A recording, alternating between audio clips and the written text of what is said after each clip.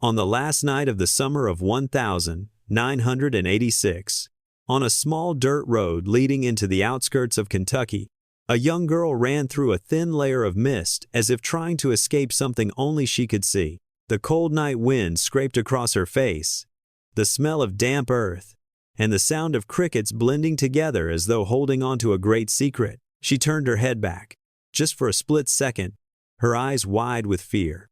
No one knew what she had seen. No one knew that moment would be the last time Kentucky ever saw her alive. A few hours later, the small house where she lived still had the kitchen light on. A glass cup held traces of condensation, as if someone had just picked it up and put it down. An unfinished dinner, a coat hanging crookedly on the back of a chair. Everything looked like an ordinary evening of an American family in the 80s, except for one thing. She had disappeared without explanation. Her mother gripped the edge of the table so tightly her knuckles turned white when the police said her daughter might have just gone somewhere to clear her mind. But she knew. A mother always knows. She felt something worse hiding behind the silence of the Kentucky night. Something no one dared to say out loud. Neighbors began talking about a strange car that had appeared around the area for several nights in a row. Some said they heard an argument. Others insisted they saw a flashlight sweeping across the field on that exact night. But there was no evidence, no cameras, no piece of information clear enough. Only a quiet sense of unease creeping into every home, every conversation, as if a shadow was circling this small community. When her body was found, the truth did not come with it. Only more questions, more scattered pieces, and a pain the town would carry for decades. The case seemed buried with time. But then, a small detail resurfaced nearly 40 years later. A detail enough to change everything. And the biggest question emerged. Who took her life in 1986? And why have they lived among this community all these years, as if nothing had ever happened? In Kentucky, in the 80s, where cornfields stretched endlessly and small wooden houses always kept their doors open for neighbors to stop by, the girl grew up in a simple but warm family. People here lived slowly. They understood the value of kindness and were proud of how closely their small community was connected. In that picture, she wasn't the one who stood out the most, but she was the one who left the most affection behind. She was born in a house nestled between two low hills, where every morning her mother woke the children with the smell of baked cornbread and hot coffee. Her father was a tractor mechanic, a quiet but gentle man. He often said his daughter had a way of walking into a room that made the air feel lighter, not with words, but with a small smile that seemed to soothe everything. Anyone who saw it couldn't help but feel fond of her. Her childhood was tied to afternoons spent running barefoot across the grass, summer nights listening to crickets chirping on the porch, and Sundays when the whole town gathered at the small church at the end of the dirt road. People in Kentucky held tightly to family values, and so did she. Every evening, no matter how busy she was, she helped her mother prepare dinner, cooking while telling silly, pointless stories just to make her father laugh. Perhaps that was why the warmth in that home was always as full as the pot of chicken soup simmering every winter. Her friends described her as someone whose heart was bigger than her small frame. She never let anyone eat lunch alone, never ignored anyone struggling, and the thing people remembered most was her patience. In an age where people lost their temper over the smallest things, she somehow had the ability to sit down and listen, no matter how long someone's story took. Her best friend once said that just by looking into her eyes, you could tell you weren't being judged. She carried a simple dream. She wanted to become a nurse, not for fame or money, but because she believed caring for someone at their weakest moment was something sacred. Whenever someone in town fell ill, she would stop by to check on them, bringing a basket of food or simply sitting for a few minutes to talk. It was rare to find a 17-year-old girl whose soul was already that mature and kind. Still, she was very much a Southern girl. She loved country music, loved decorating her room with posters of her favorite singers, loved the feeling of sitting in the back of her father's old pickup truck and letting the wind tangle her long hair. Many people said she had eyes the color of Kentucky's gray-blue sky right before a storm, beautiful but sad, deep yet gentle. She wasn't perfect. She had tiring days, quiet worries about her future and her life. There were nights when she couldn't sleep, lying awake, listening to the wind brushing over the tin roof, wondering whether she was strong enough to step out of this small town. But those things made her more real, more human, making people care for her with a sincere affection, without pretense. And perhaps it was because she carried so many beautiful things within her, that when tragedy struck, it cut into the heart of the entire community. No one could accept that such a kind-hearted girl had to face such a cruel ending. Her mother once said, "Losing a child is never like losing a person. It feels like losing a part of your own light." And the neighbors, whenever they mentioned her, always paused for a moment, as if the memory was still too heavy to hold. Her portrait is not just the story of a victim, it is the story of a real person.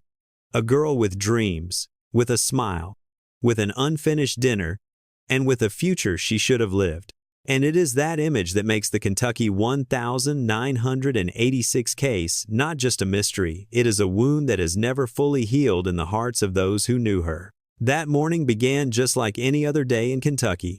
The sun rose slowly behind the low hills, casting over the entire town a soft golden hue the locals often called the light of peace. Thin layers of mist still clung to the eastern cornfields, and the distant crowing of a rooster echoed like a quiet reminder that life here had always been simple and peaceful. No one knew that within a few hours, that peace would be torn apart forever. The girl woke earlier than usual.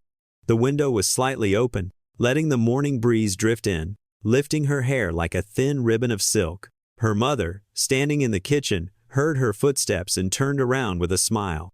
They had a small but warm habit they kept for years. Every morning before she left home, the two of them would stand side by side in the kitchen for a few minutes. No need for many words, just the comfort of presence. She took a warm muffin, bit into it, and joked about something silly just to make her mother laugh. No one knew it would be the last time they saw each other in the morning light. Her father was already outside working on the tractor he had promised to fix the day before. He looked at his daughter through the window and raised a hand to wave only for a few seconds. But that was the kind of love a Southern man showed. Quiet, honest. And later, that fleeting moment would haunt him for the rest of his life. He kept asking himself whether he should have called her back just to wish her a good day. But life often makes people believe tomorrow will always come, and he had no idea that tomorrow for his daughter had already been decided the moment she turned onto the dirt road at the edge of town. Kentucky back then was small enough that everyone knew everyone. The kids playing ball in the churchyard called each other by name.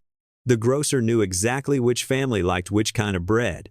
And cars driving down the main road usually slowed near the center because they knew someone would be standing on the sidewalk waving hello.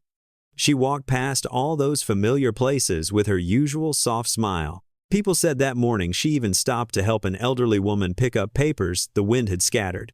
The way she bent down and gently gathered each sheet made people feel her kindness was something natural. A girl so gentle her mother worried even when the wind blew a little stronger than usual. A girl far too kind to ever deserve something cruel. By mid-morning, friends remembered she had left the neighborhood to go to a meeting spot on the outskirts of town.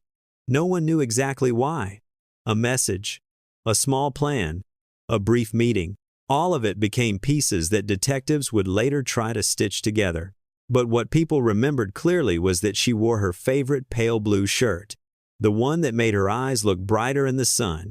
And in the final hours when someone last saw her, she was still smiling, a peaceful smile so genuine that no one could have imagined a few hours later everything would change.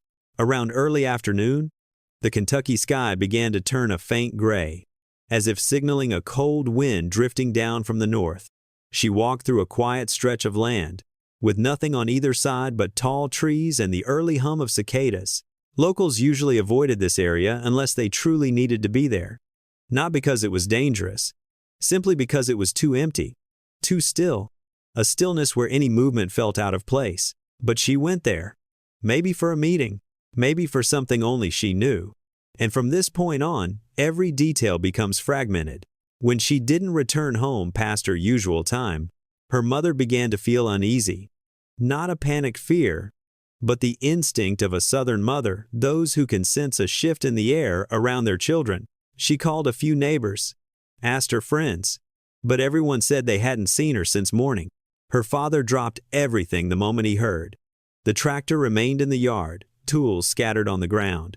He ran home in silence, his heart pounding in a rhythm he had never felt before. Fear arrives only when a person loses the sense of what they love most.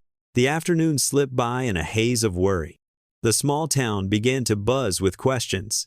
Everyone hoped she had simply gone somewhere briefly, but in a tight-knit Kentucky community, when a girl as kind, punctual, and family-minded as her suddenly disappeared, people understood this was no ordinary situation.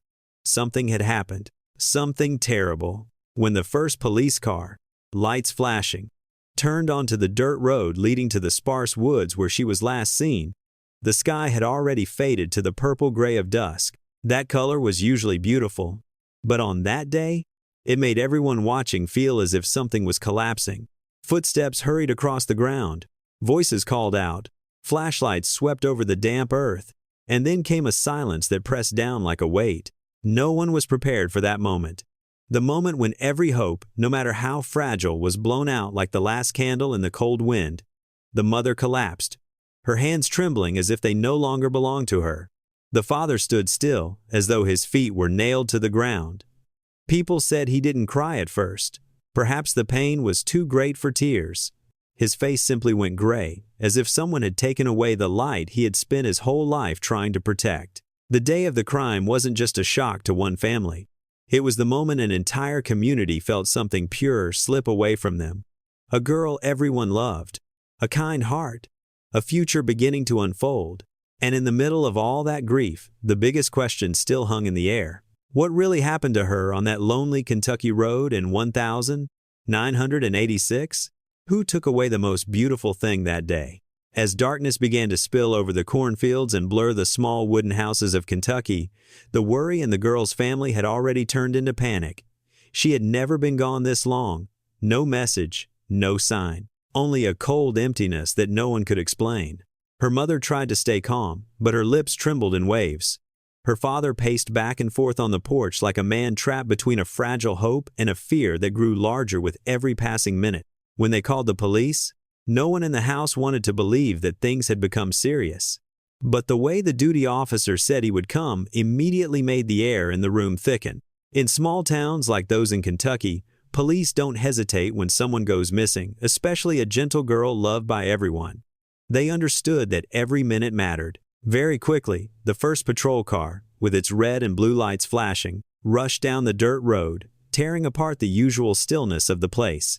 People in the town heard the news and began to gather at her house. That is what Southern communities always do.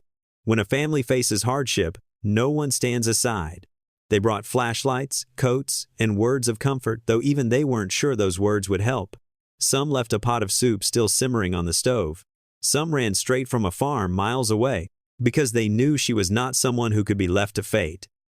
That night, more than 30 people spread out into small groups.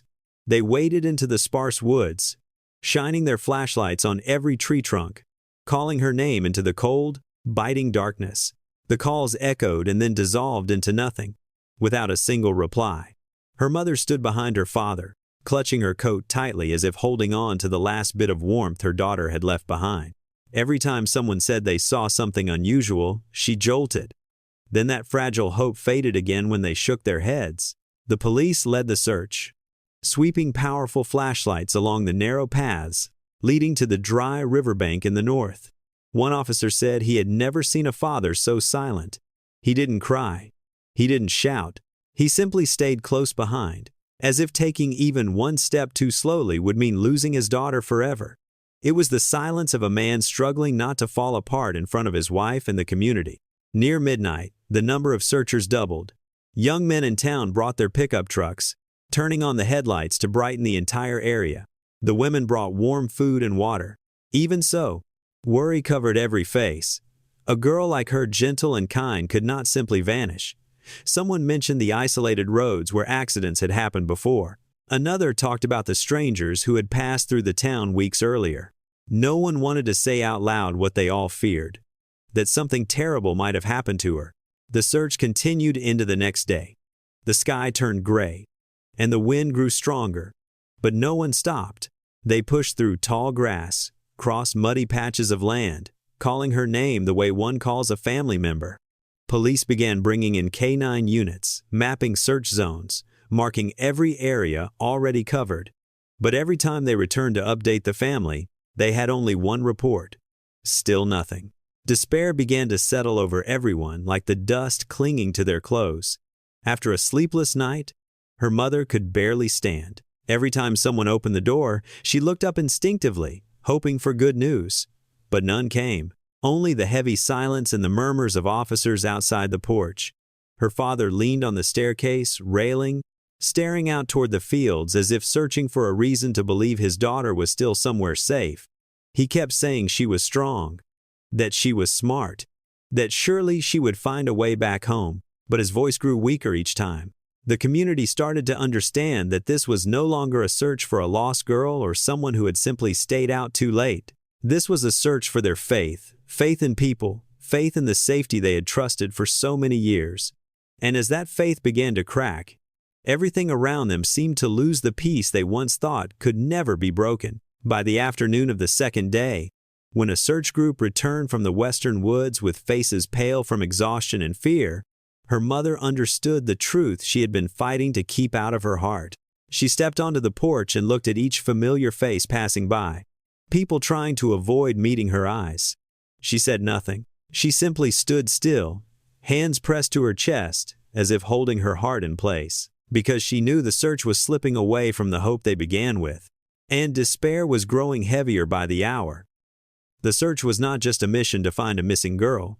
It was a journey that forced everyone to confront the fragility of life in a place where people had always believed tragedies only happened in distant towns. But now, Kentucky was no longer standing outside the story. They were living inside the very nightmare they once thought would never reach them. When the search entered its third day with no promising sign, Kentucky police were forced to shift from a search effort to a full investigation. No one in town wanted to hear that. To them, investigation meant accepting a painful truth that the girl might have been harmed, that she wasn't simply lost, not out of reach because of a broken signal, but that another hand had intervened in her fate. That morning, the sheriff's office was filled with maps, notes, and cups of cold coffee. The investigative team sat around the old wooden table that for years had only been used for petty theft cases or small bar fights.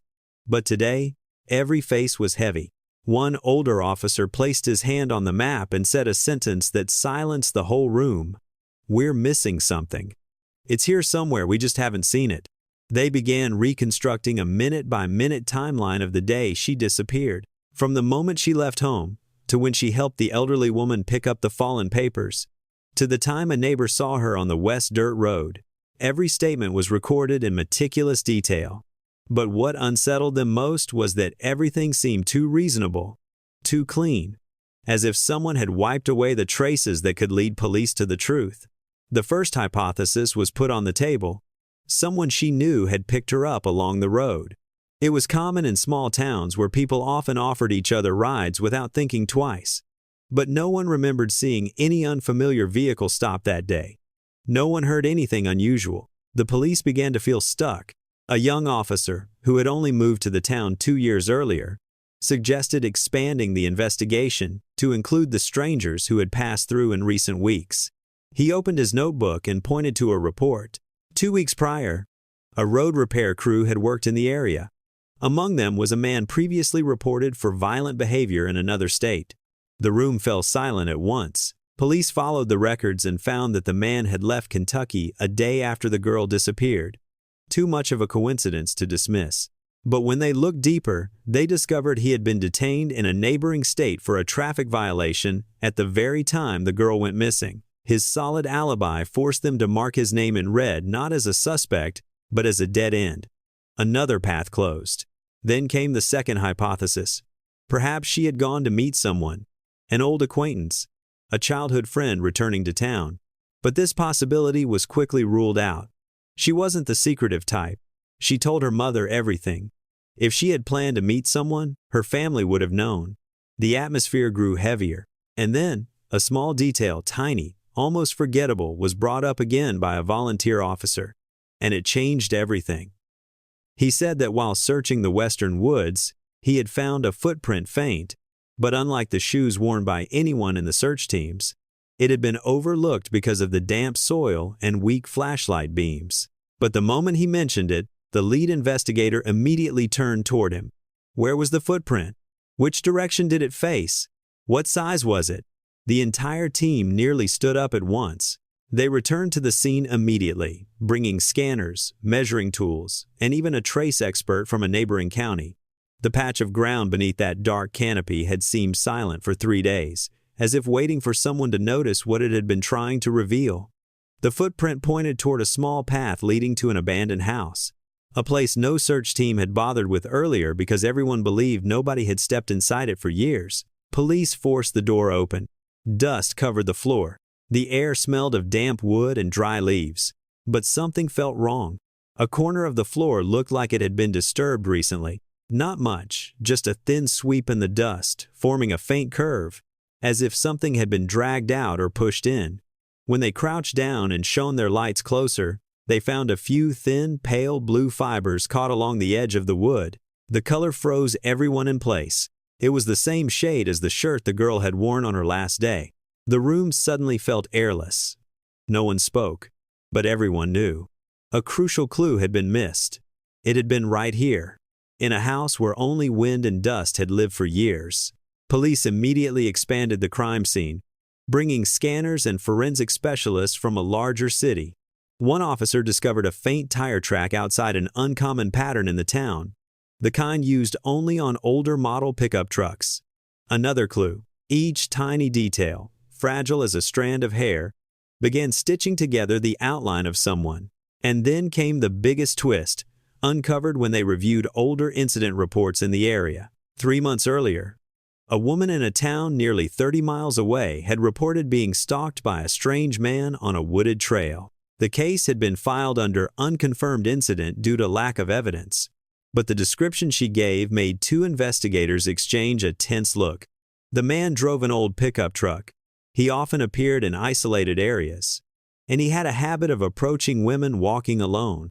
A forgotten report, a faint footprint, a smudged patch of dust, and a scrap of blue fabric. Each tiny piece, when put together, began forming the shadow of a silent predator, one the town had never noticed, because he always stood on the fringes, watching from places no one paid attention to. The police knew they were closer than ever, but they also understood that the closer they came to the truth, the more painfully real it became for the girl's family. Her father was sitting on the porch when the officers returned.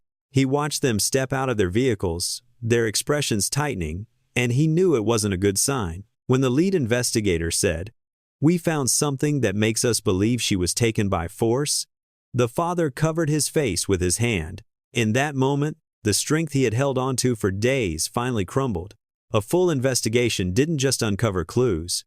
It stripped away the last fragments of hope the family had been clutching, but it also opened the first real path toward the person who had taken the girl from Kentucky.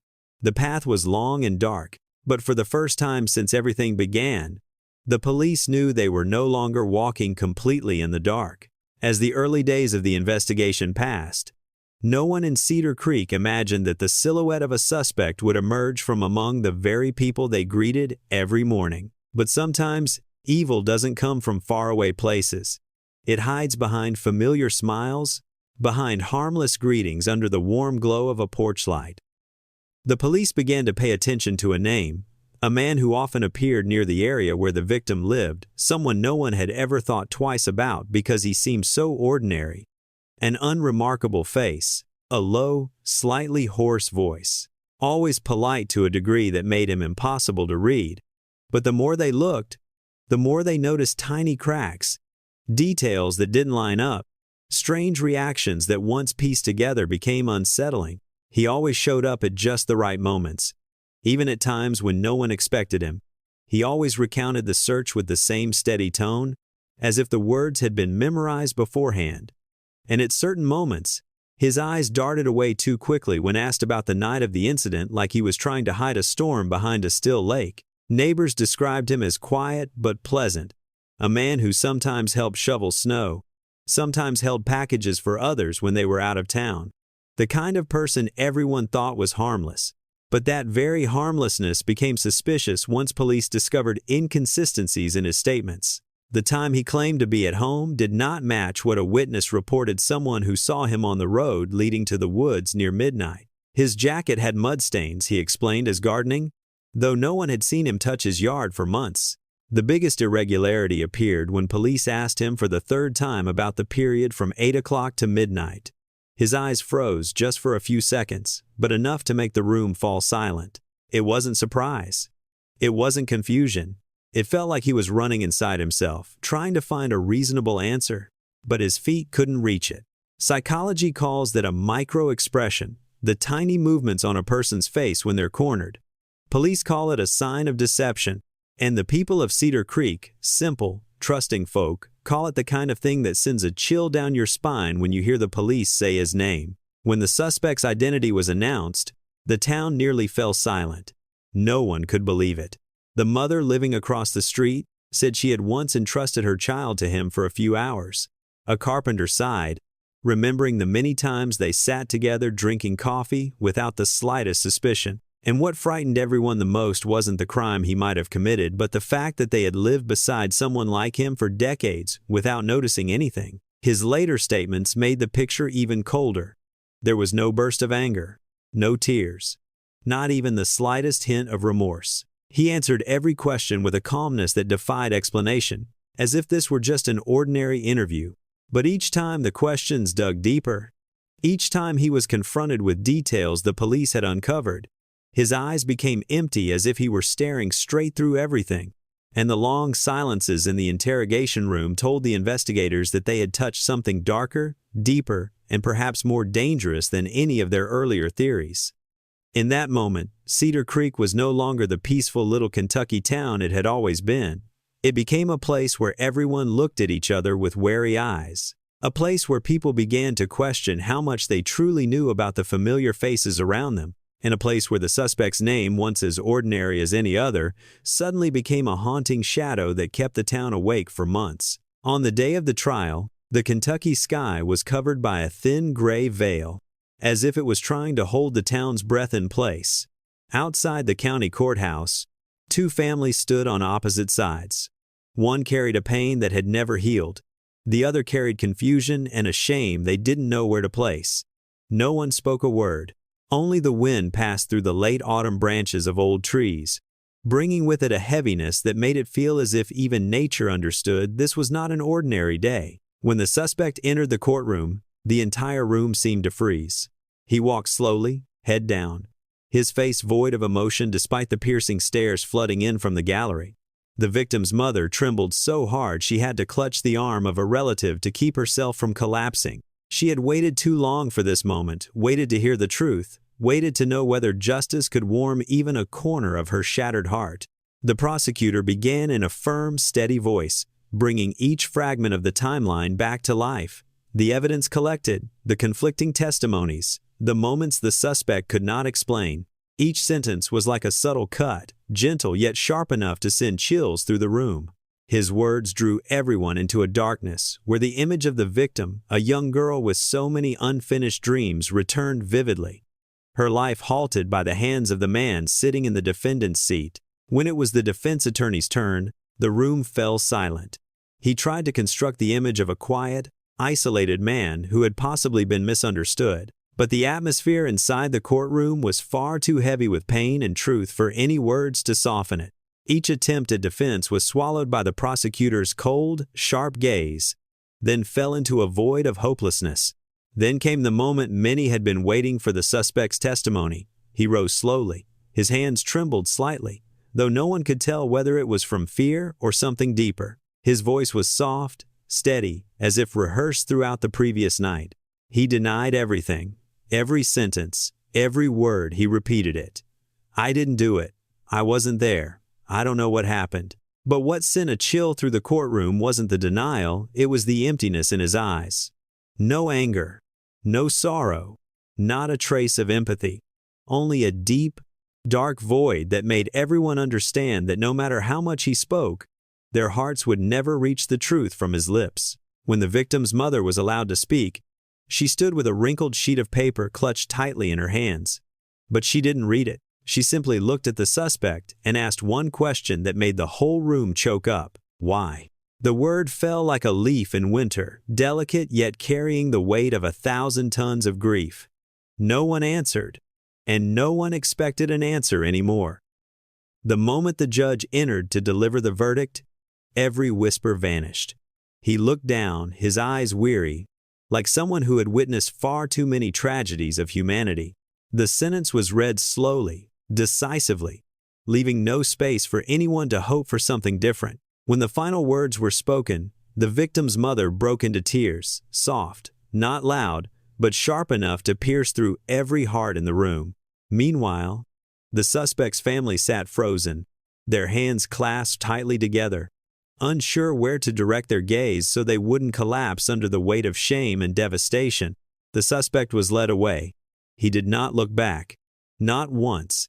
Not a flicker of remorse. Only the sound of the metal door closing behind him echoed through the room, like the final punctuation of a long, unwanted chapter. That day, justice was delivered. But what everyone realized was that justice cannot heal. It can only offer a quiet pause, a fragile moment of peace for the victim's family, letting them know they no longer had to keep fighting alone.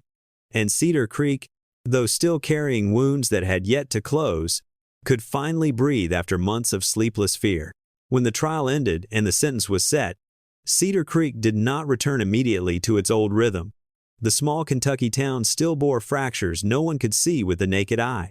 The cafes that once buzzed with chatter were now quieter. The morning roads, usually lively with passing cars, moved as if slowed by an unseen weight.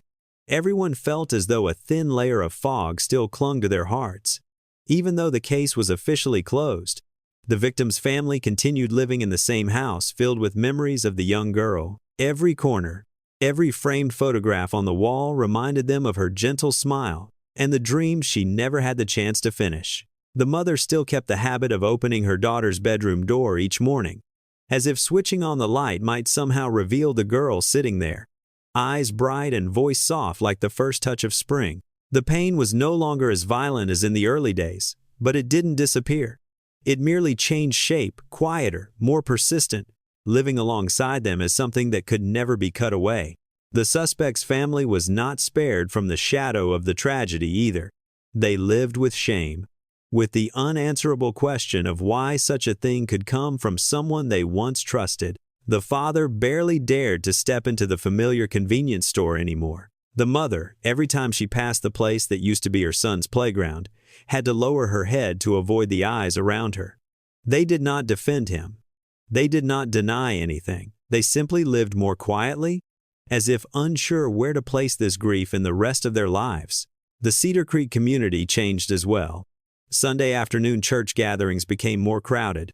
People leaned on each other more, spoke to each other longer, and cared more deeply than before. They didn't come only to pray for the victim, but to reclaim a sense of peace that had been stolen from them. Children were warned more carefully. Parent-teacher meetings happened more often, and people began paying attention to even the smallest details in their daily lives, as if learning a lesson no one wanted but everyone was forced to remember. Yet amid all that pain, something beautiful also emerged. The young girl's name was given to a small scholarship fund at the local high school. Students who carried the same dreams and determination she once had would receive help born from her own story. The small plaque hanging in the hallway bearing her name made many young people stop, place a hand over their chest, and quietly promise themselves to live kindly, to cherish every moment. Cedar Creek also held a memorial every late autumn, right on the empty field, where she once loved to sit and watch the leaves fall. People brought candles, laid a simple wreath, and stood in silence for a long while. No one spoke of the pain, but everyone knew they were remembering her as a light that had once brightened a corner of this town. On calm evenings, when the sound of insects blended with the wind sweeping across distant fields, many residents said they sensed a change within themselves. They understood that justice couldn't return things to the way they were, but it could leave behind a powerful message that kindness always matters, that life is more fragile than we think, and that even in the darkest days, a community can become the hand that lifts each other forward. The echoes of the case were not only sorrow, They were a reminder that every person leaves an impact on others, even in the briefest moments. And in Cedar Creek, the memory of that young girl still lives on, not as a tragedy, but as a small guiding light for those trying to find their faith in the world again. Now that the story has been told from beginning to end, Cedar Creek still stands somewhere between pain and recovery. Justice has been carried out, but the unanswered questions linger quietly in the minds of those who once lived beside the victim and the suspect. Time may soften the wounds, but it cannot erase the feeling that somewhere in this picture, pieces remain unseen. Many in town say that final night still lingers like a blurred streak behind a closed door. They believe there were things only the girl knew, footsteps, glances, tiny moments that led to the tragedy yet would never be spoken of. Those silent spaces made this story more than just a criminal case. They made it a reminder of how fragile life is and how a single moment can change the fate of many. And now, when we look back at it all, one question seems to echo louder than any evidence or testimony. If someone had walked past that dirt road that night, if someone had paused just a little longer to listen, if just one person, one light, one door had opened at the right moment, would everything have been different? What do you think? Do you believe justice in this story was truly complete? Or do you feel something still remains unspoken, some mystery still waiting to be uncovered after all these years? Share your thoughts below. Because sometimes, the viewer's perspective helps illuminate details the entire town of Cedar Creek may have missed. And if you want to keep exploring cold cases, stories buried by time, or truths that lie between light and shadow, stay tuned for the next video. Because who knows? The next case might open another door, another story, another mystery waiting to be found.